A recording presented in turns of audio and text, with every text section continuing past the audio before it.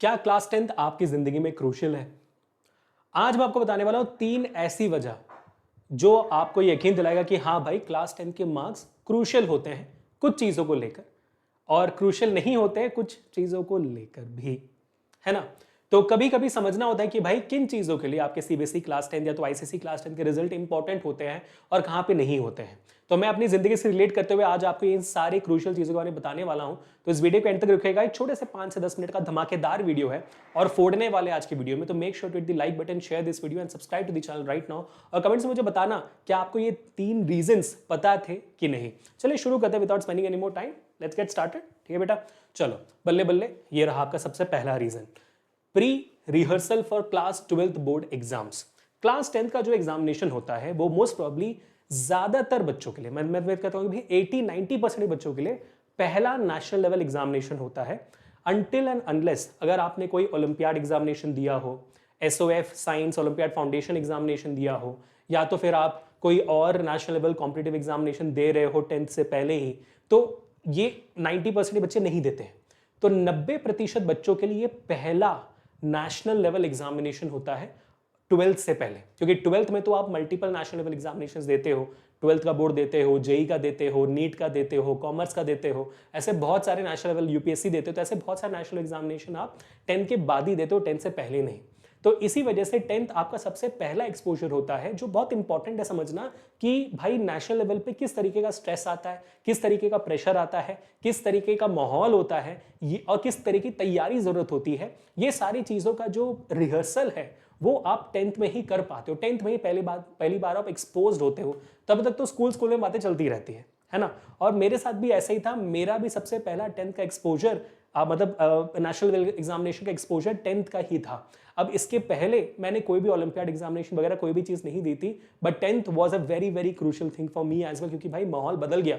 जब आप दूसरे स्कूल के एग्जाम मतलब आपका स्कूल या तो आपका एग्जामिनेशन सेंटर किसी और स्कूल में होता है, आप जाते हो, माहौल बदल जाता है भाई। आप अपने क्या कहते हो स्कूल में अपने इलाके में रहते हो, लेकिन जैसे एग्जामिनेशन सेंटर कोई और स्कूल हो जाता है तो आपको किसी और स्कूल में जाकर वहां पे बैठकर किसी और अनजान लोगों के साथ एग्जामिनेशन देना होता है ना। वो माहौल कुछ अलग होता है भाई साहब। समझ में नहीं आता क्या चल रहा है, क्या हो रहा है, क्या नहीं है।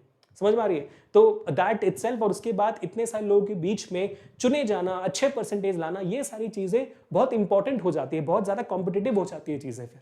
समझ रहे हो? तो हाँ, ये एक बहुत अच्छा रिहर्सल है। आगे बढ़ते हैं तो सेकंड पॉइंट इज की it is the first step in choosing a potential career. अब देखो यार, 10th एग्जामिनेशन के मार्क्स के परसेंटेज में लीगली और सीबीएसई की तरफ से ऐसा कोई भी रूल नहीं है कि अगर किसी बच्चे को 40% आए या 50% आए 10th के एग्जामिनेशन में, तो 11th में वो सिर्फ यही पर्टिकुलर स्ट्रीम चूज कर सकते हैं। उनको साइंस नहीं मिलना चाहिए, उनको सिर्फ यही स्ट्रीम दे दो, आर्ट स्ट्रीम दे दो, साइंस के लायक नहीं है। ऐसी सारी बातें सीबीएसई का बोर्ड या एजुकेशन मिनिस्ट्री बिल्कुल नहीं करता है। ये सारी बातें स्कूल्स करती हैं। स्कूल्स में बहुत क्लियर है कि भाई अगर आप 90%, कुछ कुछ स्कूल में तो 95% अबव जो बच्चे साइंस में लाते हैं उन्हीं बच्चों को दिया जाता है साइंस स्ट्रीम। बाकी जो बच्चे करना चाहे भी तो नहीं मिलती है। ऐसे बहुत सारे स्कूल्स में 90% होता है, 85 होता है, 80% होता है। 70% से नीचे बहुत सारे स्कूल्स नहीं देते हैं साइंस का स्ट्रीम। अगर आपके साइंस में कम है, मैथ्स में ज्यादा है, फिर भी नहीं मिलती है। साइंस और मैथ्स दोनों में होना चाहिए आपके अच्छे प्रतिशत, ताकि अगर आपको साइंस स्ट्रीम लेना है तो। वैसे ही भाई, वैसे ही आपके आर्ट स्ट्रीम के लिए भी ऐसे ही नोकझोंक होती है, आपके कॉमर्स स्ट्रीम के लिए भी ऐसे ही नोकझोंक होती है कि भाई टेक कॉमर्स लेना है तो फिर आपके मैथ्स में 10% चाहिए। ऐसा कोई ऑफिशियल रूल बिल्कुल भी नहीं है। इनफैक्ट आपके लेटेस्ट नेशनल एजुकेशन पॉलिसी के कारण आपके एजुकेशन मिनिस्ट्री ने क्लियरली बोला कि भाई हो सकता है कि आगे जाकर बच्चा साइंस और कॉमर्स साथ में ले सके। कोई बच्चा अगर बायोलॉजी पढ़ रहा है तो साथ में अकाउंटेंसी साथ में पढ़ सके। ऐसा प्रोबेबली हो सकता है आगे वाले दुनिया में जाकर, लेकिन भाई साहब अभी फिलहाल तो कंडीशन यही है कि अगर आपका प्रतिशत इससे कम है तो हो सकता है कि आपको स्ट्रीम चुनने से आपका स्कूल रोके। तो अगर आपका स्कूल रोकता है तो मैं आपको बस इतना कहूंगा कि स्कूल बदल दो। Point number 3। ठीक है, पॉइंट नंबर 3 पे आते हैं, विच इज कि 10th की मार्कशीट, ये बहुत बहुत इंपॉर्टेंट है। प्लीज याद रखना इस चीज को। मार्क्स अच्छे आए कम आए जो भी आए, 10th की मार्कशीट घुमाना मत भाई।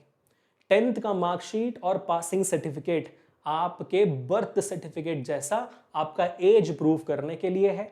आप 10th के बाद 12th में जाओ, कॉलेज एडमिशन के लिए जाओ, पोस्ट ग्रेजुएशन के लिए जाओ, नौकरी के लिए जाइए, उसके बाद कोई और बड़े नौकरी के लिए जाइए, हर जगह पे आपका 10th पासिंग सर्टिफिकेट जरूरी है।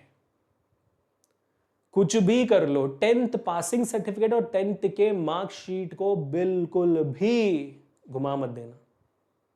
जैसे ही मिले लैमिनेट करके रख देना, या तो ऐसी जगह पे रख देना जहां से वो आपके पास ही रहे, कहीं घूमे ना।